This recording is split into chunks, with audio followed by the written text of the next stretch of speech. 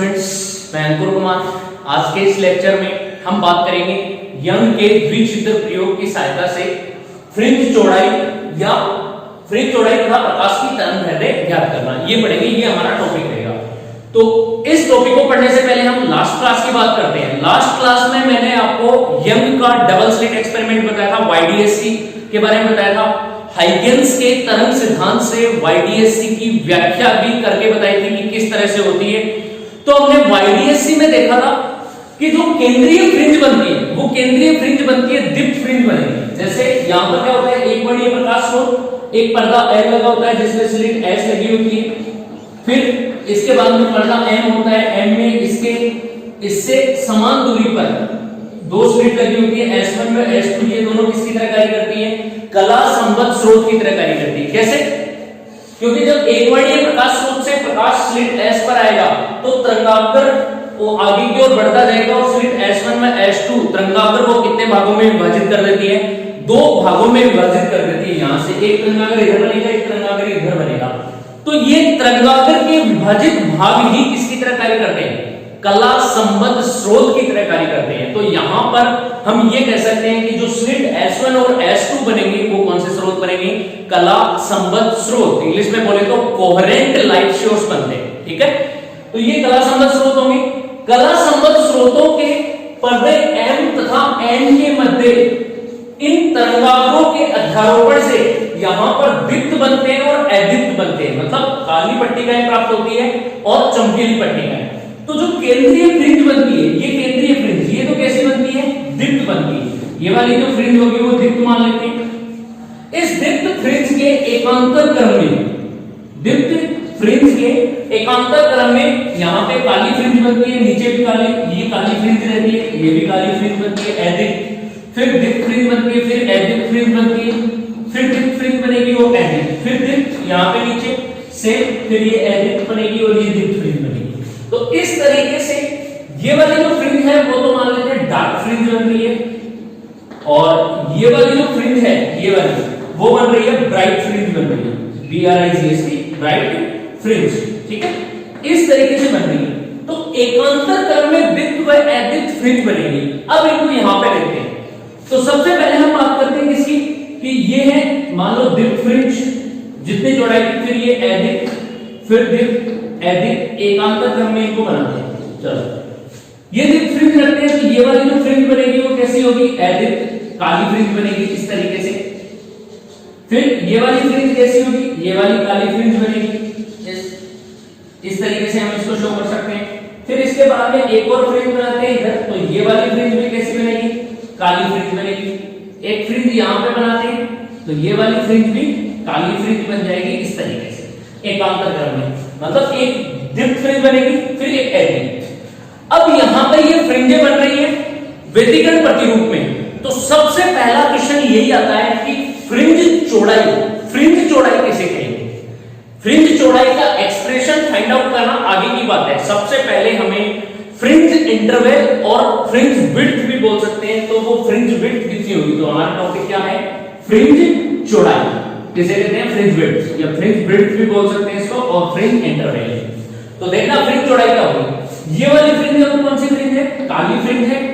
ये वाली फ्रिंज है, वो भी काली फ्रिंज है, अदीप्त बोल सकते हैं। और ये वाली चमकीली फ्रिंज होगी। ठीक है, तो किसी एक फ्रिंज की चौड़ाई वही क्या कहलाती है? फ्रिंज चौड़ाई। तो सबसे पहली डेफिनेशन होगी कि किसी भी एक फ्रिंज की चौड़ाई, चाहे वो दीप्त फ्रिंज लो, जैसे यहां से यहां तक की दूरी लोगे तो ये जो चौड़ाई होगी, ये दीप्त फ्रिंज की चौड़ाई होगी, वही क्या कहलाएगी? फ्रिंज चौड़ाई कहलाती है। अगर हम दीप्त की न लेके अदीप्त फ्रिंज की लोगे तो यहां से ये वाली जो चौड़ाई होगी अदीप्त फ्रिंज की, इस अदीप्त फ्रिंज की चौड़ाई ये क्या कहलाएगी? फ्रिंज चौड़ाई। और फ्रिंज चौड़ाई को किससे डिनोट करते हैं? बीटा से डिनोट करते हैं। ठीक है, एक तो सिंपल डेफिनेशन ही है। अगर इसको थोड़ा सा और अलग वे में अगर हम रिप्रेजेंट करें डेफिनेशन को, तो हम ये कह सकते हैं कि दो क्रमागत काली फ्रिंजों के बीच की दूरी, दो क्रमागत काली फ्रिंजों के बीच की दूरी। तो देखो ये काली फ्रिंज है, ये काली फ्रिंज है, दो क्रमागत काली फ्रिंजों के बीच की दूरी कौन सी है? ये वाली। और दो क्रमागत काली फ्रिंजों के बीच की दूरी किसके बराबर होगी? चमकीली फ्रिंज की चौड़ाई के बराबर। तो हम ये कह सकते हैं कि दो क्रमागत काली फ्रिंजों के बीच की दूरी भी क्या कहलाती है, फ्रिंज चौड़ाई कहलाती है। या फिर दूसरे तरीके से देखें तो इसको ऐसे बोल सकते हैं, ये वाली दीप्त फ्रिंज है और ये वाली दीप्त फ्रिंज है, तो दो क्रमागत चमकीली फ्रिंजों के बीच की दूरी, ये वाली ये चौड़ाई कहलाएगी। मतलब दो क्रमागत चमकीली फ्रिंजों के बीच की दूरी तो काली फ्रिंज की चौड़ाई हो जाएगी, और दो क्रमागत काली फ्रिंजों या अदीप्त फ्रिंजों के बीच की दूरी चमकीली फ्रिंज की चौड़ाई हो जाएगी। तो हम ये भी कह सकते हैं कि दो क्रमागत काली फ्रिंजों या चमकीली फ्रिंजों के मध्य की दूरी क्या कहलाती है, फ्रिंज चौड़ाई कहलाती है। या फिर हम सिंपल वे में बोले तो हम ये बोल सकते हैं कि किसी भी एक फ्रिंज की चौड़ाई, कोई भी एक फ्रिंज हो, चाहे वो दीप्त फ्रिंज बने या अदीप्त फ्रिंज बने, तो किसी भी एक फ्रिंज की चौड़ाई ही क्या कहलाती है, उसकी फ्रिंज चौड़ाई कहलाती है। या फिर इसको बोलते हैं फ्रिंज अंतराल भी बोलते हैं, फ्रिंज इंटरवल। तो ये इस तरीके से डिफाइन की जाती है फ्रिंज चौड़ाई। अब जो हमारा आगे का पॉइंट आएगा वो आएगा कि हम क्या इन फ्रिंजों की चौड़ाई फाइंड आउट कर सकते हैं। फाइंड आउट करने के लिए हमें इस बात का तो पता है कि YTSC एक्सपेरिमेंट में हमने हाइगेन्स के तरक सिद्धांत से देखा कि जो केंद्रीय फ्रिंज बनती है वो हमेशा दीप्त बनेगी, चमकीली। उसके बाद में उसके ऊपर और नीचे प्रथम जो फ्रिंज बनेगी वो काली फ्रिंज ही बनेगी। देख लो, ये चमकीली फ्रिंज है, चमकीली फ्रिंज के इधर जो पहली फ्रिंज बन रही है वो डार्क है, और इधर भी जो पहली फ्रिंज बन रही है वो भी डार्क है। अब यहाँ पर मैं दोनों साइड पहली पहली क्यों बोल रहा हूँ, क्योंकि ये चमकीली, ये बीच वाली फ्रिंज है, इसके ऊपर भी एकांतर क्रम में 1 2 3 ऐसे लेंगे और इसके नीचे भी 1 2 3 ऐसे लेंगे। तो इस तरीके से हम फ्रिंजों को फाइंड आउट कर सकते हैं। फ्रिंज चौड़ाई कैसे आएगी उसका एक्सपेरिमेंट के थ्रू अब हम यहाँ पे फ्रिंज चौड़ाई कैलकुलेट करेंगे डेरिवेशन से। तो उसका डेरिवेशन देखते हैं, फ्रिंज चौड़ाई कैसे निकालते हैं। तो फ्रिंज चौड़ाई ज्ञात करने के लिए वही प्रयोग करते हैं, यंग का डबल स्लिट एक्सपेरिमेंट वाला। तो इसमें पर्दा जो L है, L में लगी स्लिट S है, वो किसकी तरह कार्य करेगी, मान लेते हैं एक वर्णीय प्रकाश स्रोत है, यहाँ से एक वर्णीय प्रकाश स्रोत से प्रकाश आ रहा है, तो ये एक वर्णीय प्रकाश स्रोत की तरह कार्य करेगी। अब स्लिट S से प्रकाश को गोलीय तरंगाग्र के रूप में निकलेगा, और तरंगाग्र के रूप में निकलकर कहां पर पहुंचेगा, स्लिट S1 तथा S2 पर पहुंचेगा। तो स्लिट S1 व S2 पर तरंगाग्र के विभाजित भाग किसकी तरह कार्य करेंगे, कला संबद्ध स्रोत की तरह कार्य करेंगे। दो भागों में विभाजित हो जाएगा ना तरंगाग्र, एक यहाँ पे जाएगा और एक यहाँ पे, तो दोनों ही तरंगाग्र के विभाजित भाग कला संबद्ध स्रोत होंगे। तो हम ये कह सकते हैं कि स्लिट S1 व S2 क्या है, दो कला संबद्ध स्रोत है। अब हम मान लेते हैं कि स्लिट S1 व S2 के मध्य की दूरी कितनी मानते हैं, स्मॉल d, तथा पर्दे M तथा N, पर्दे M और N के बीच की दूरी कितनी मान लेते हैं, कैपिटल D। तो ध्यान रखना, जब भी डेरिवेशन की बात है, स्मॉल d तो होती है दोनों स्लिटों के बीच की दूरी, और कैपिटल D होती है दोनों व्यक्तिगत प्रतिरूप बनाने वाले पर्दों के मध्य की दूरी, ये वाली दूरी, ठीक है। अब सपोज करो यहां से एक वर्णीय प्रकाश स्रोत यहां पर आ रहा है, ये दोनों कला संबद्ध स्रोत हो गए।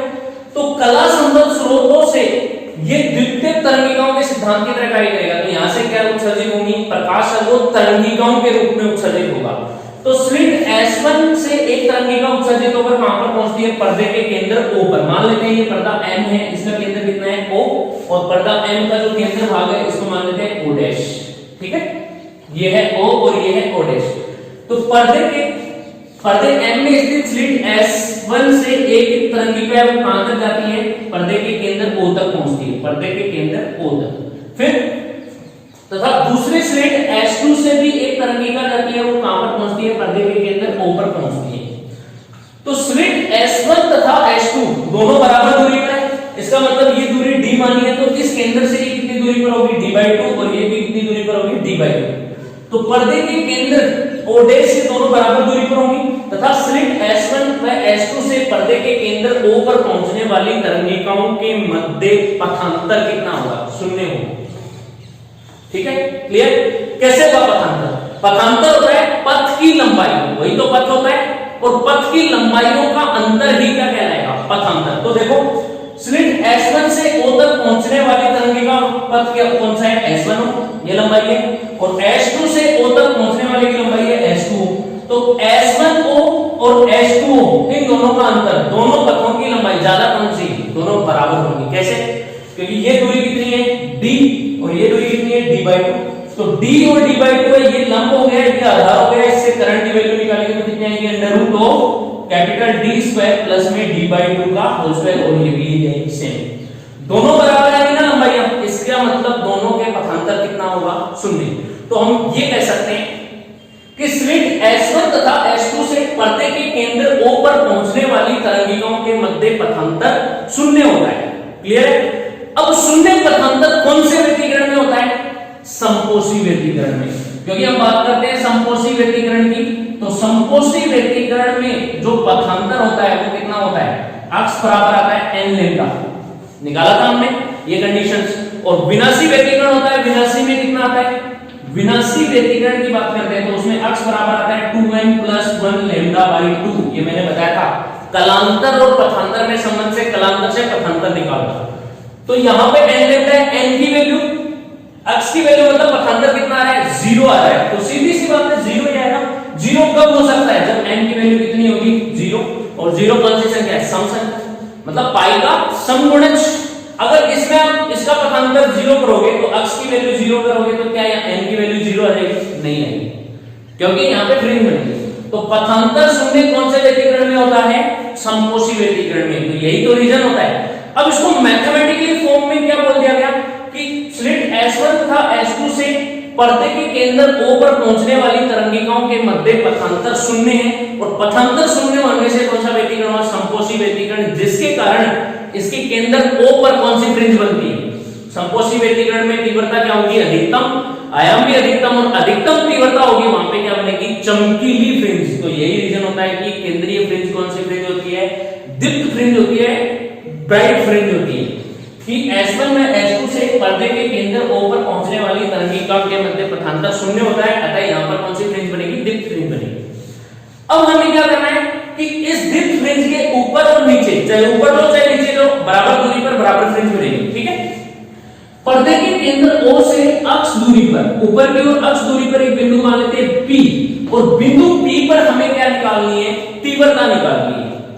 बिंदु P पर बनने वाली फ्रिंज की तीव्रता कितनी होगी। अब वो फ्रिंज हमें नहीं पता कौन सी बन रही है, चाहे वो दीप्त बने या अदीप्त बने, वो बाद की बात है, दोनों अलग अलग कंडीशन बना सकते हैं, लेकिन हम ये मानते हैं कि स्लिट S1 व S2 से अगर केंद्र O पर तरंगिका आती है तो पथांतर 0 होता है, दीप्त फ्रिंज बनेगी।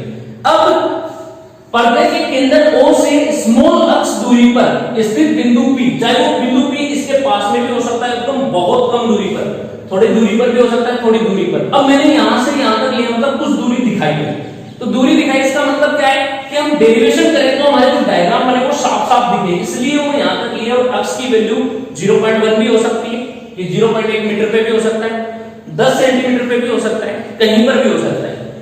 तो अब क्या करेंगे कि पर्दे के केंद्र O से बिंदु P पर हमें क्या निकालनी है, तीव्रता निकालनी है, कि बिंदु P पर तीव्रता ज्ञात करनी है। तो इसके लिए क्या करेंगे, तीव्रता ज्ञात करने के लिए एक वर्णीय प्रकाश स्रोत से प्रकाश, एक वर्णीय या फिर कला संबद्ध स्रोत से प्रकाश कहां पर जाएगा, बिंदु P पर। तो स्लिट S1 से एक तरंगिका वो कहां पर जाती है, स्लिट S1 से एक तरंगिका बिंदु P पर जाती है, इस तरीके से स्लिट S1 से एक तरंगिका बिंदु P पर जाती है, और तथा स्लिट S2 से भी एक तरंगिका बिंदु P पर इस तरीके से जाती है। अब इन दोनों तरंगिकाओं के मध्य पथांतर कितना होगा, तो स्लिट S1 तथा S2 से बिंदु P पर जाने वाली तरंगिकाओं के मध्य पथांतर, तो वो पथांतर निकालने के लिए यहां पर लिखते हैं, इसको मिटा देता हूं मैं, समकोषी और विनाशी के समझाने के लिए बताया था आपको, ठीक है। तो स्लिट S1 व S2 से बिंदु P तक जाने वाली तरंगिकाओं के मध्य पथांतर कितना होगा, दोनों के मध्य पथांतर निकालना है, तो पथ का अंतर और पथांतर को लिखते हैं डेल्टा से, तो डेल्टा बराबर कितना होगा। अब मुझे ये बताओ, इस तरंगिका का पथ कितना है, S1P, और इस तरंगिका का पथ कितना है, S2P, कौन सा ज्यादा है, S2P ज्यादा है ना, तो ज्यादा में से कम को घटाएंगे वही क्या आता है, अंतर आता है। तो यहां से पथांतर कितना होगा, डेल्टा बराबर S2P माइनस S1P, तो ये हो जाएगा S2P माइनस S1P, आ गया पथांतर।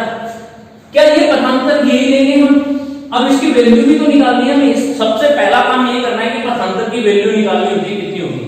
अब दोनों स्लेटों के बीच की दूरी d ले ली, तो अब इसके लिए निकालने के लिए, पथांतर निकालने के लिए हम क्या करेंगे, इस H2P को दो भागों में तोड़ देंगे। अब दो भागों में भी कौन से, एक राउंडर लेते हैं, हमारे पास जो प्रकार होता है राउंडर लेके यहाँ पे रखते हैं और इसको इतनी दूरी का S1 की दूरी का एक चाप खोलते हैं यहाँ पर, और यहाँ से इस चाप को घुमाकर इधर काटते हैं। अगर इस चाप को घुमाकर इधर काटेंगे तो मान लेते हैं, सपोज करते हैं वो चाप कटता है यहाँ पे, कौन से बिंदु पर, यहाँ पे राउंडर को रखा, यहाँ तक खोला और उसको चाप घुमाया, वो चाप इस लाइन पे यहाँ पे कट रहा है, मान लेते हैं बिंदु A पर कट हो रहा है, ये बिंदु A पर कट रहा है। तो अब इसको बिंदु A को इससे मिला देंगे तो ये क्या होता है, लगभग 90 डिग्री होता है। कैसे होगा 90, क्योंकि ये बिंदु P है, हम ज्यादा दूरी पर नहीं मानते कि केंद्रीय बिंदु O से ये P बिंदुओं को अल्प दूरी पर होता है, बहुत कम दूरी पर, और अल्प दूरी पर होगा जब इसका चाप काटेंगे तो लगभग वो 90 डिग्री पर कट रहा है। इससे कितने डिग्री का कोण बनाती है, ये वाले लाइन 90 डिग्री का कोण बनाती है। अब हम H2P को दो भागों में डिवाइड कर सकते हैं, कैसे, H2P को हम क्या लिख सकते हैं, H2A प्लस में AB लिख सकते हैं ना। तो यहां से सबसे पहले S1P त्रिज्या का चाप खोलकर इसके चाप घुमाते हैं।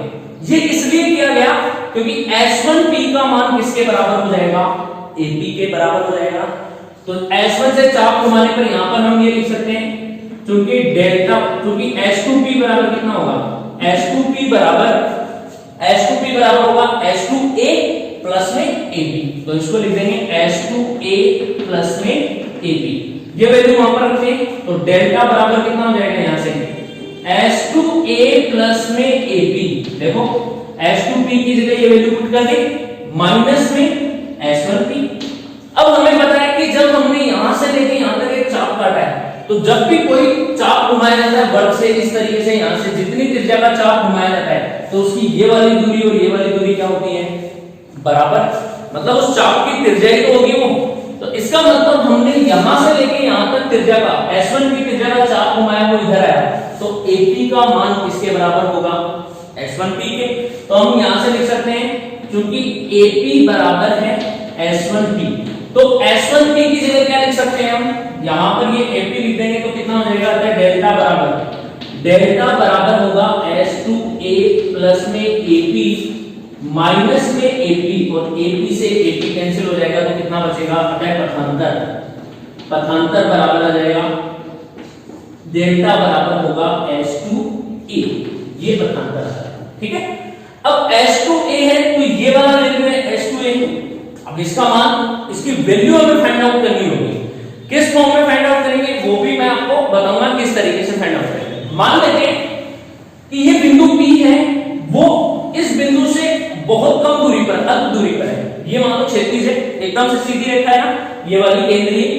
अब इस केंद्र से एक बिंदु P है, वो ऊपर की ओर थोड़ा सा, तो उसका, उस बिंदु P का रिप्रेजेंटेशन कैसे हम डिसाइड करेंगे कि इस केंद्रीय बिंदु O से थीटा कोण, ऊपर की ओर थोड़ा सा कोण घुमा देते हैं थीटा, और थीटा कोण पर कौन सा बिंदु है, P। मान लेते हैं कि इस केंद्रीय रेखा से कितने डिग्री का कोण बना रहा है, वो थीटा कोण बना रहा है। तो यहां से एक लाइन खींच देते हैं, ये मान लेते हैं इस तरीके से, और ये बिंदु P से कितने डिग्री का कोण बना रहा है, यहां से क्षैतिज से थीटा कोण बना रहा है। जब बिंदु P क्षैतिज से थीटा कोण ऊपर उठा हुआ है इस तरीके से, ऊपर की ओर थीटा कोण उठा हुआ है और ये अल्प दूरी पर है, इसका मतलब अल्प दूरी पर होने पर थीटा का मान कितना होगा, अति अल्प। जब थीटा अति अल्प हो तो ये वाला कोण भी किसके बराबर होगा, ये भी थीटा के बराबर होगा। कैसे, दोनों के समरूपता से करेंगे ना, तो ये वाला कोण थीटा होगा, तो अगर ये दूरी अल्प होगी तो ये कोण भी कितना आएगा, थीटा ही आएगा। ये अल्प कोण की कंडीशन में अगर थीटा का मान ज्यादा है, ज्यादा मतलब लगभग ये मान लो 30 डिग्री से ज्यादा, अगर 30 डिग्री से कम है 20 डिग्री तक, तो हम अल्प की स्थिति में मानते हैं कोण को। लेकिन 30 डिग्री से ज्यादा होगा तो उस कंडीशन में ये वाला कोण और ये वाला कोण बराबर हो भी सकता है और कई कंडीशन में नहीं भी होगा। लेकिन अल्प कोण की स्थिति में ये थीटा होगा तो ये वाला कोण भी कितना होगा, थीटा। अब ये वाला थीटा है तो क्या हम H2A को डिसाइड कर सकते हैं, H2A की वैल्यू फाइंड आउट कर सकते हैं? बिल्कुल कर सकते हैं। कैसे? जब यदि बिंदु P क्षैतिज से थीटा कोण बनाते हुए स्थित है, तो यहां पर लिखेंगे यदि बिंदु P यदि बिंदु P क्षैतिज से थीटा कोण पर स्थित है तो ये वाला कोण भी कितना होगा, तो कोण S2 S1A भी कितना होगा, थीटा हो है। तो अगर कोण कौन सा कोण S2 S1A बराबर भी कितना होगा, थीटा होगा, और ये कोण थीटा होगा। तो अब देखो थीटा हमें पता है, थीटा कोण के सामने वाली भुजा क्या होती है, लंब। ये क्या हो जाएगा, आधार, और ये क्या हो जाएगा, करण। तो ये हमें लंब दे रखा है, और लंब और ये वाली डी दूरी है वो क्या है, करण दे रखी है। तो लंब और करण में संबंध किससे होता है, क्योंकि डी से हम किसकी वैल्यू निकालेंगे ना, तो लंब और करण में संबंध होता है वो साइन थीटा होता है। लाल बटे कक्का में देखो, अगर आप लाल बटे कक्का से देखोगे ना, तो लंब और करण में संबंध किससे होता है, साइन से। तो हम इसके आगे का डिसाइड करेंगे। तो यहां तक आपको अच्छे से समझ में आ गया होगा कि S2A है वो किसकी वैल्यू है, पथांतर। इतना ही तो पथांतर आएगा। अब आगे करते हैं, यहां पर देखो मैं इसको मिटाऊंगा कि किस तरीके से लिखेंगे हम इसको, तो देखते हैं आगे। पथांतर कितना है, मैं यहां पे लिख रहा हूं पथांतर डेल्टा की वैल्यू कितनी है कि S2A के इक्वल आएगी, ये ध्यान में रखना क्योंकि ये था हमारा। अब यहां पे आगे करते हैं, तो देखो ये वाला कोण थीटा होगा, तो हमें ये पथांतर निकालना है। तो कौन सा त्रिभुज है, तो समकोण त्रिभुज S2AS। तो समकोण त्रिभुज S2AS1 में, तो S2AS1 में लेंगे, तो ये वाली सामने वाली भुजा लंब है और ये वाला है करण। तो लंब और करण में संबंध होता है साइन थीटा। तो साइन थीटा बराबर होगा, लंब की वैल्यू कितनी है, S2A अपॉन में करण कितना है, S1 S2, यह आ जाएगा S1 S2। अब देखो यहां से S2 की वैल्यू फाइंड आउट करनी है, तो S1 S2 की वैल्यू कितनी है, D के बराबर है। तो इसको D लिख देंगे यहां से, तो कितना हो जाएगा, ये sin थीटा बराबर होगा S2A अपॉन में D, और S2A की वैल्यू कितनी आ जाएगी, D द्वारा भी मल्टीप्लाई हो जाएगा, D sin थीटा। ये आ रहा है S2A। अतः पथांतर, तो S2A को क्या लिखते हैं, डेल्टा। अतः पथांतर बराबर होगा डेल्टा बराबर D sin थीटा। अब हमेशा यही ध्यान में रखोगे कि पथांतर कितना निकाला जाता है व्यतिकरण में। व्यतिकरण में जो पथांतर डेल्टा का मान होता है वो D sin थीटा के बराबर होता है। न्यूमेरिकल में भी आपको डायरेक्ट ये अप्रोच लगानी है।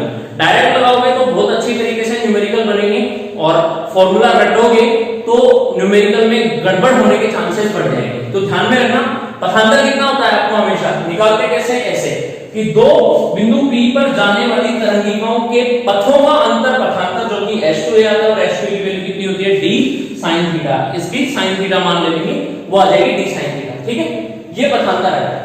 अब इस पथांतर को हम इक्वल करते हैं, क्योंकि हमें D sin थीटा क्या इतने में काम थोड़ी चला लेंगे, हमें तो ये निकालनी है कि बिंदु P से जो अक्ष दूरी पर स्थित है, ये वाली बिंदु P पर कोई भी फ्रिंज बन रही है, अक्ष दूरी पर स्थित है, तो ये कितनी दूरी पर स्थित है वो दूरी निकालनी है। तो अब इस त्रिभुज में थीटा ये था, और हमने ये कोण भी माना था कि बिंदु P है वो कितने डिग्री के कोण पर स्थित है, थीटा कोण पर। अतः कौन सा त्रिभुज ले लें, तो समकोण त्रिभुज ये ले लें, O डैश O और P, ये वाला देखो थीटा कोण वाला। अतः समकोण त्रिभुज O डैश O P में, O डैश O P में, और इसमें लेंगे तो यहां से देखो कोण के सामने वाली भुजा लंब दे रखी है हमें अक्ष, और नीचे वाली हमें ये वाली दूरी पता है, यहां से O डैश से O किसके बराबर है, D के बराबर है। तो लंब और आधार पता है, और लंब और आधार में संबंध किससे होता है, tan से होता है। तो इस त्रिभुज में हम क्या निकालेंगे, tan थीटा। तो tan थीटा बराबर क्या होगा, लंब बटे आधार, और लंब की वैल्यू कितनी है, अक्ष मतलब OP बटे में आधार कितना है, O डैश O, तो ये हो जाएगा O डैश, कैसे भी लिखो। ठीक है, OP की वैल्यू अक्ष है और इसकी वैल्यू है कैपिटल D, तो ये हो जाएगा अक्ष अपॉन में कैपिटल D। यहां से हमें समझ में आ रहा है। ठीक है, अब ये tan थीटा की वैल्यू आ रही है, और यहां से अगर आप sin थीटा की वैल्यू निकालोगे तो sin थीटा कितनी हो जाएगी, sin थीटा बराबर होगा डेल्टा, देखो D को इधर लेके आओगे तो कितना हो जाएगा, डेल्टा अपॉन में D। आप ये सब निकाल सकते हो। अगर आपको पथांतर पूछे, ध्यान में रखना, वो कुछ भी है बना सकते हैं हम। आपको पथांतर पूछे तो पथांतर होता है D sin थीटा होता है। क्लियर है? आपको यही याद रखना है कि d sin थीटा पथांतर होगा। ये कैसे भी हम ऊपर नीचे करके निकाल सकते हैं, गुणा भाग करके, वो अलजेब्रा वाले सिस्टम है तो वो कर सकते हो। tan थीटा की वैल्यू आ रही है अक्ष अपॉन b।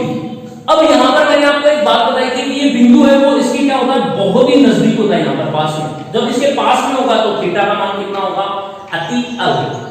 यदि थीटा का मान अति अल्प हो तो sin थीटा किसके बराबर होगा, थीटा के बराबर। तो tan थीटा भी किसके बराबर होगा, थीटा के बराबर होगा। तो यहां से देखो, इसको समीकरण नंबर 1 ले लो आप और इसको मान लो समीकरण नंबर 2।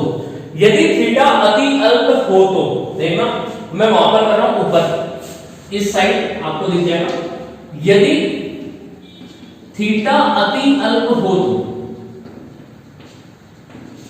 तो इस कंडीशन में हम क्या लिख सकते हैं कि sin थीटा होगा वो भी किसके इक्वल होगा, sin थीटा लगभग बराबर होगा थीटा के, और tan थीटा भी किसके बराबर होता है, tan थीटा भी बराबर होगा थीटा के। ये लिख सकते हैं, मतलब एकदम से लगभग बराबर इस तरीके से बोल सकते हैं, ऐसे भी लिख सकते हैं कि sin थीटा है वो थीटा के बराबर होगा और tan थीटा भी किसके बराबर होगा, थीटा। कब, जब अति अल्प हो। थीटा का मान अति अल्प होगा, अतः समीकरण 1 व 2 से, समीकरण 1 व 2 से। अब 1 व 2 से क्यों करेंगे, क्योंकि 1 व 2 से sin थीटा को भी थीटा लिख सकते हैं और tan थीटा को क्या लिख सकते हैं, थीटा। इसका मतलब ये मान भी थीटा का और ये मान भी थीटा का, और दोनों मान क्या कर देंगे, हम बराबर कर देंगे। तो देखना, मैं आपको यहां से बताऊंगा कि किस तरीके से करते हैं। यहां पे देखते हैं थोड़ा सा, समीकरण 1 व 2 से, इसका मतलब यहां पे लिख रहा हूं कि किस तरीके से करेंगे। थोड़ा सा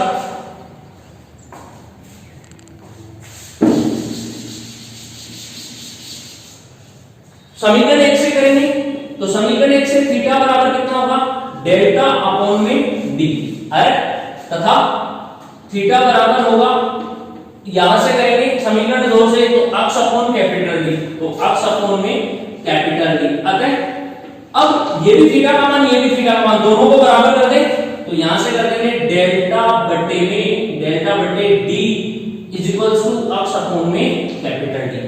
अब हमें वैल्यू किसकी निकालनी है, अक्ष की निकालनी है। तो अक्ष की वैल्यू यहां से क्या निकल के आएगी, तो अक्ष बराबर होगा, ये देखो कैपिटल डी भाग में उधर आके गुणा में, तो कितना हो जाएगा, डेल्टा कैपिटल डी अपॉन में स्मॉल डी। ये किसकी वैल्यू आ रही है, अक्ष की वैल्यू। और अक्ष क्या होती है, केंद्रीय फ्रिंज से, केंद्रीय बिंदु O से बिंदु P की दूरी, जिस पर हमें क्या निकालनी है, तीव्रता निकालनी है। तो तीव्रता अक्ष की वैल्यू कैसे निकाल सकते हैं, लैम्डा कैपिटल डी बटे स्मॉल डी। एक चीज याद रखना, ये वाला फॉर्मूला क्या है कि कई बार याद नहीं रहता है बिल्कुल भी। तो हम ये तो कर सकते हैं ना कि हमें पथांतर पता है कितना है, पथांतर डेल्टा बराबर होता है डी साइन थीटा। यहां से साइन थीटा की वैल्यू निकालोगे और फिर ये वाला जो बीच वाला बिंदु है वो कितनी दूरी पर है, थीटा डिग्री का कोण बनेगा, यहां से tan थीटा का मान निकाल के x अपॉन d कर देना और दोनों को बराबर कर देना, क्योंकि sin थीटा और tan थीटा थीटा अति अल्प होने पर बराबर होते हैं। तो इस तरीके से आप बराबर कर दोगे तो आप क्या निकाल सकते हो, आंसर निकाल सकते हो। ये था बेसिक कॉन्सेप्ट, ये इस तरीके से। तो पथांतर कैसे निकाला जाता है, पथांतर की वैल्यू कहां से क्या होती है, और फ्रिंज की दूरी, मतलब बिंदु P जहां पर हमें तीव्रता निकालनी है वहां पर दूरी निकाली, तो वो दूरी कितनी आ रही है हमारी, अक्ष बराबर लैम्डा कैपिटल डी बटे स्मॉल डी। अब पथांतर पूछे तो यहां पर देखना, अतः पथांतर नीचे लिखना है इसकी लाइन, अतः पथांतर। तो पथांतर कितना आ गया, पथांतर डेल्टा निकालनी है तो स्मॉल डी को इधर लेके जाएंगे तो कितना हो जाएगा, डेल्टा बराबर अक्ष स्मॉल डी अपॉन में कैपिटल डी, ये पथांतर। तो पथांतर का फॉर्मूला ये वाला याद नहीं रहता है, ये वाला अक्ष डी अपॉन कैपिटल डी। अक्ष तो होती है वो उस बिंदु की दूरी, स्मॉल डी होती है स्लिट की चौड़ाई, दोनों स्लिटों के मध्य की दूरी, और कैपिटल डी होती है दोनों पर्दों के मध्य की दूरी। तो पथांतर कितना आ रहा है, डेल्टा बराबर अक्ष स्मॉल डी बटे कैपिटल डी। ध्यान रखना, मैं कभी भी इस फॉर्मूले को याद नहीं रखता हूं, मतलब ये वाला फॉर्मूला कई बार स्किप हो जाता है, माइंड से नहीं याद रहता, तो हम क्या करते हैं, यहां से फाइंड आउट कर सकते हैं फटाफट। तो आप भी ये चीज रखना। तो ये हमने पथांतर निकाल दिया, तो दो तरंगों के मध्य पथांतर आ गया। इस डायग्राम का काम था वो ये पथांतर निकालने तक ही था। डेल्टा बराबर कितना आ रहा है, अक्ष स्मॉल डी बटे कैपिटल डी। इसके बाद में अब आता है हमारा फ्रिंज चौड़ाई ज्ञात करना। तो फ्रिंज चौड़ाई हम किसकी निकालेंगे, एक तो निकालेंगे दो क्रमागत दीप्त फ्रिंज फ्रिंजों के मध्य की दूरी, और दीप्त फ्रिंजों के मध्य की दूरी कौन सी फ्रिंज की चौड़ाई होगी? काली फ्रिंज की। क्यों? क्योंकि दो कर्मागत दीप्त फ्रिंजों के मध्य काली फ्रिंज ही बनती है, ठीक है। और एक निकालेंगे दो कर्मागत अदीप्त फ्रिंजों के मध्य की दूरी, तो अदीप्त फ्रिंजों के मध्य दीप्त फ्रिंज बनेगी, वो आ जाएगी दीप्त फ्रिंज की चौड़ाई। तो यहां तक मेन काम यही था, पथांतर निकालना। ये सब में करना होगा व्यतिकरण में। जब भी आप व्यतिकरण पढ़ोगे, चाहे वो दीप्त वाला निकालो या अदीप्त वाला, इतना काम आपको करना ही पड़ेगा दोनों में। जब भी फ्रिंज चौड़ाई का डेरिवेशन आएगा, इतना काम आपको पहले करना ही होगा। उसके बाद में हम दो स्पेशल अलग अलग कंडीशन निकाल के क्या निकालेंगे? फ्रिंज चौड़ाई निकालेंगे। तो नेक्स्ट चलते हैं फ्रिंज चौड़ाई पर। अब देखना, इसमें हमने पहला पॉइंट लिया है, यदि बिंदु P पर चमकीली फ्रिंज बनी। वो डायग्राम था, उस डायग्राम में यहां पर बनाना था किस तरीके से, यहां पे एक स्लिट लगी थी S1, यहां पे S2 इस पर्दे में लगी थी, और ये यहां पे पर्दा N था, यहां से ये केंद्रीय फ्रिंज थी, एक पे ये यहां पे आ रहा है, इसका पथांतर S1 और S2, दोनों के बीच की दूरी कितनी थी? D। पर्दे के बीच की दूरी थी कैपिटल D। यहां पर, यहां से बिंदु P पर कौन सी फ्रिंज बन रही है? अक्ष दूरी पर फ्रिंज बन रही है P बिंदु पर। तो इन दोनों के मध्य पथांतर निकाला था। तो पथांतर डेल्टा की वैल्यू कितनी आई थी? डेल्टा बराबर आया था अक्ष स्मॉल d अपॉन में कैपिटल D, ये आई थी।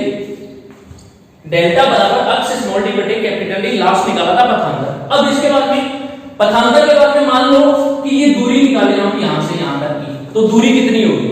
तो दूरी की वैल्यू निकाले तो अक्ष की वैल्यू यहां से निकल गई थी, अक्ष बराबर आया था लैम्डा कैपिटल D बटे स्मॉल d, क्योंकि ये कैपिटल D इधर आ जाएगा, मल्टीप्लाई में स्मॉल d भाग में आ जाएगा, इस तरीके से। तो अक्ष क्या है? दूरी तो है। अब मान लेते हैं यहां पर पहली कंडीशन क्या बोल रही है? यदि बिंदु P पर चमकीली फ्रिंज बनी, केंद्रीय फ्रिंज बनेगी, वो चमकीली फ्रिंज होती है केंद्रीय फ्रिंज, तो दीप्त फ्रिंज। यदि बिंदु P पर भी चमकीली फ्रिंज बने, और कौन सी चमकीली फ्रिंज? मान लेते हैं nवें क्रम की। कौन से क्रम की बने? यदि बिंदु P पर nवें क्रम की चमकीली फ्रिंज बने, चमकीली फ्रिंज बन रही है लेकिन nवें क्रम की बाद में बात करेंगे। मान लो इस बिंदु P पर nवें क्रम की चमकीली फ्रिंज बन रही है, मतलब कि इस चमकीली फ्रिंज के ऊपर होती है एक काली, फिर चमकीली, तो जो केंद्रीय फ्रिंज होती है उसको बोलते हैं शून्य क्रम की फ्रिंज। केंद्रीय फ्रिंज होती है वो कौन से क्रम की फ्रिंज होती है? केंद्रीय फ्रिंज होती है शून्य क्रम की फ्रिंज, शून्य क्रम की, ठीक है। इसके बाद में इसके ऊपर रहेंगे तो पहली चमकीली, उसके लिए N1, दूसरी चमकीली के लिए N2, तीसरी चमकीली फ्रिंज के लिए N3। इसी प्रकार मान लेते हैं कि बिंदु P पर कौन सी चमकीली फ्रिंज बन रही है? Nवीं चमकीली फ्रिंज बनेगी। यदि बिंदु P पर nवें क्रम की चमकीली फ्रिंज बने, nवें क्रम की चमकीली फ्रिंज बने, तो nवें क्रम की चमकीली फ्रिंज की दूरी कितनी हो जाएगी? x है। अतः nवें क्रम की चमकीली फ्रिंज बने तो अतः xn बराबर दूरी, वैसे दूरी लेते हैं तो अक्ष बराबर क्या होती है? लैम्डा कैपिटल D बटे स्मॉल d। तो अक्ष nवें क्रम की फ्रिंज की दूरी लैम्डा कैपिटल D बटे स्मॉल d, इसको मानेंगे समीकरण नंबर 1। क्लियर है? अब देखो यहां पर चमकीली फ्रिंज बन रही है, तो चमकीली फ्रिंज बनेगी तो पथांतर कितना होगा? लैम्डा की वैल्यू। चमकीली फ्रिंज कब बनती है? जब कौन सा व्यतिकरण हो? संपोषी व्यतिकरण, क्योंकि संपोषी व्यतिकरण में तीव्रता और आयाम दोनों क्या होते हैं? अधिकतम। और कौन सी फ्रिंज बनती है? चमकीली। इसका मतलब चमकीली फ्रिंज बन रही है तो पथांतर कितना होगा? डेल्टा बराबर, अतः संपोषी व्यतिकरण से, अतः संपोषी व्यतिकरण से पथांतर, तो पथांतर कितना हो जाएगा? डेल्टा बराबर होगा n लैम्डा। क्यों n क्यों लिया? ये n होता है वो क्रम होता है, तो यहां पर हम मान रहे हैं कि कौन सी फ्रिंज बन रही है? nवीं फ्रिंज बन रही है, तो लेंगे n लैम्डा। अगर mवीं फ्रिंज बने, स्मॉल m mv बनेगी तो क्या लेंगे? m लैम्डा, क्योंकि ये m और n होता है ना स्टार्टिंग में, वो उसका क्रम होता है, और लैम्डा उसकी तरंग है, मतलब दूरी तरंग। तो डेल्टा बराबर n लैम्डा आता है, x बराबर कितना हो जाएगा? तो x n बराबर होगा, ये वैल्यू यहां पर रख देंगे, तो n लैम्डा कैपिटल D बटे स्मॉल d, ये आ रहा है इसकी वैल्यू, ये आ रही है यदि बिंदु P पर nवें क्रम की चमकीली फ्रिंज बने। अब मैंने आपको बताई थी कि फ्रिंज चौड़ाई होती है वो कैसे निकालते हैं, कि दो कर्मागत चमकीली फ्रिंजों के मध्य की दूरी, दो कर्मागत, तो एक तो बन रही है nवीं फ्रिंज। अब nवीं फ्रिंज के जस्ट ऊपर वाली कौन सी फ्रिंज बनेगी? n+1 की फ्रिंज, मतलब उस n क्रम में कितना क्रम जुड़ जाएगा, एक जुड़ जाएगा। अब यहां पे हम ये लिखता हूं मैं, यदि बिंदु P पर n+1वें क्रम, n प्लस मतलब ये n क्रम की थी तो इससे एक अधिक, कम भी ले सकते हो लेकिन हम अधिक वाला लेते हैं, कि यदि बिंदु P पर n+1वें क्रम की फ्रिंज बने तो, क्रम की फ्रिंज बने तो n+1वें फ्रिंज की दूरी कितनी होगी, अक्ष n+1, नीचे n+1 लगा देंगे, क्योंकि nवीं फ्रिंज की दूरी जब हमने अक्ष n मानी है तो n+1वीं फ्रिंज की दूरी क्या हो जाएगी, अक्ष n+1 बराबर होगी लैम्डा कैपिटल D बटे स्मॉल d। तो इस स्थिति में लैम्डा चमकीली फ्रिंज बन रही है, तो इस स्थिति में लैम्डा कितना हो जाएगा, चूंकि लैम्डा बराबर कौन से में, n+1वें फ्रिंज, तो हमें पता है कि संपोषी व्यतिकरण का होता है वो होता है यहाँ पे n इंटू लैम्डा। अगर nवें क्रम की फ्रिंज बन रही है तो m, mवें क्रम की बन रही है तो m, pवें क्रम की बन रही है तो p, qवें क्रम की बन रही है तो q, और n+1वें क्रम की बन रही है तो वहां पे क्या आएगा, n+1। ये चीज ध्यान में रखना, क्योंकि जो पथांतर होता है ऐसा ये कभी इसका फिक्स वैल्यू नहीं होती है पथांतर की, जो n लैम्डा हो गया वो हमेशा ही होगा संपोषी में। हम ये कह सकते हैं कि संपोषी में n लैम्डा होता है, लेकिन वो कब होता है, जब फ्रिंज का मान n का मान कितना ले, 1, दूसरी फ्रिंज हो तो कितना हो जाएगा, 2, मतलब एक में एक जुड़ा ना, तीसरी फ्रिंज हो तो कितना हो जाएगा, 3, एक में 2 जुड़ गए, तो यही बात है। तो जस्ट आगे वाली फ्रिंज का पथांतर कितना हो जाएगा, n+1 लैम्डा, तो अतः अक्ष n+1, तो n+1 की फ्रिंज की दूरी लैम्डा की इस डेल्टा की जगह वो वैल्यू रख देंगे, कितनी आ जाएगी, n+1 लैम्डा कैपिटल D बटे स्मॉल d। ये किसकी आ जाएगी दूरी, ये आ गई n+1वें फ्रिंज की दूरी और ये होगी nवीं फ्रिंज की दूरी। अब देखना कौन सी है, चमकीली फ्रिंज। ये फ्रिंज थी वो nवीं फ्रिंज है चमकीली, इसके जस्ट ऊपर वाली चमकीली है n+1वीं फ्रिंज। इन दोनों चमकीली क्रमागत चमकीली फ्रिंजों के मध्य की दूरी निकालें तो दोनों के बीच की दूरी वही क्या कहलाएगी, फ्रिंज चौड़ाई। और दो चमकीली फ्रिंजों के बीच में कौन सी फ्रिंज बनती है, काली फ्रिंज बनती है, एडिक फ्रिंज। तो इन दोनों फ्रिंजों की दूरियों का अंतर, दोनों चमकीली फ्रिंजों की दूरियों का अंतर कौन सी फ्रिंज की चौड़ाई के बराबर होगा, काली फ्रिंज की चौड़ाई के बराबर होगा। अतः फ्रिंज चौड़ाई, अतः फ्रिंज चौड़ाई। अब फ्रिंज चौड़ाई निकालेंगे तो देखो, मान लो यहां पर nवीं फ्रिंज बन रही है और यहां पे n+1वीं फ्रिंज बन रही है, तो इसकी दूरी अक्ष n+1, इसमें से इसकी दूरी घटा देंगे तो वो नीचे वाले दोनों के बीच की दूरी आ जाएगी ना चौड़ाई। मतलब n+1 ऊपर वाले n+1वीं फ्रिंज की दूरी में से nवीं फ्रिंज की दूरी घटा देंगे तो वो किसके बराबर आ जाएगी, फ्रिंज चौड़ाई के बराबर। तो फ्रिंज चौड़ाई बीटा बराबर कितनी हो जाएगी, फ्रिंज चौड़ाई को बीटा से लिखते हैं, बीटा बराबर होगी अक्ष n+1 में फ्रिंज की दूरी माइनस अक्ष nवीं फ्रिंज की दूरी, तो घटा लेते हैं फ्रिंज चौड़ाई आ जाएगी। तो ये है n+1वीं फ्रिंज की दूरी है n+1 लैम्डा कैपिटल D बटे स्मॉल d माइनस ये वाली दूरी है nवीं फ्रिंज की दूरी n लैम्डा कैपिटल D बटे स्मॉल d। आ गया, इसमें से कॉमन क्या आ रहा है, कॉमन वो निकाल लेते हैं। तो कॉमन आ रहा है लैम्डा कैपिटल D ऊपर और नीचे स्मॉल d, तो चलो कॉमन निकाल लेते हैं। तो कॉमन निकालने के लिए मैं इधर बताता हूं इसको थोड़ा सा रफ करके उस साइड।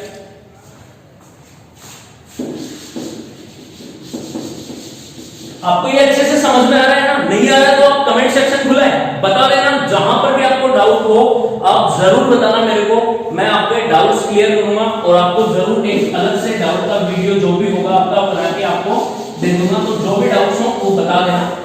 अब यहां से देखो, इसमें से कॉमन ले लेते हैं तो बीटा बराबर कितना होगा, लैम्डा कैपिटल D बटे स्मॉल d आ गया कॉमन, ठीक है। बचा कितना, n+1, ये लो, फिर माइनस और इधर कितना बचा n, तो माइनस n से n कैंसिल हो गया, एक को इससे गुणा करेंगे तो बीटा बराबर कितना है, लैम्डा कैपिटल D बटे स्मॉल d। तो ये कौन सी फ्रिंज की चौड़ाई आ रही है, एडिक्ट या काली फ्रिंज की चौड़ाई, काली फ्रिंज की चौड़ाई, ठीक है। तो यहां से आपको पता लगा होगा कि एडिक्ट या काली फ्रिंज की चौड़ाई कौन सी होगी, बीटा बीटा और बीटा की वैल्यू कितनी आ रही है, लैम्डा कैपिटल डी अपॉन में स्मॉल डी। मतलब दो क्रमागत दीप्त फ्रिंजों के मध्य की दूरी काली फ्रिंज बनेगी और खाली फ्रिंज की चौड़ाई आ रही है। तो ये इस तरीके से हम फ्रिंज चौड़ाई निकाल सकते हैं। ये तो एक की ही बात हुई है, चमकीली फ्रिंज। अगर मान लो काली फ्रिंज बने तब कैसे निकालेंगे, तो वो भी हम करेंगे, वो मैं आपको नेक्स्ट लेक्चर में बताऊंगा। आज के लेक्चर में हम इतना ही करते हैं। आपको अच्छे से समझ में नहीं आया हो तो आप कमेंट सेक्शन खुला है, कमेंट सेक्शन में आप कमेंट कीजिए, जरूर मैं आपको रिप्लाई करूंगा। और बाकी आप वीडियो देखते रहिए, अपने दोस्तों के साथ शेयर कीजिए, चैनल को सब्सक्राइब कर दीजिए और वीडियो को लाइक करके जल्दी से अपने दोस्तों के साथ में पहुंचा दिए। Thank you, have a nice day.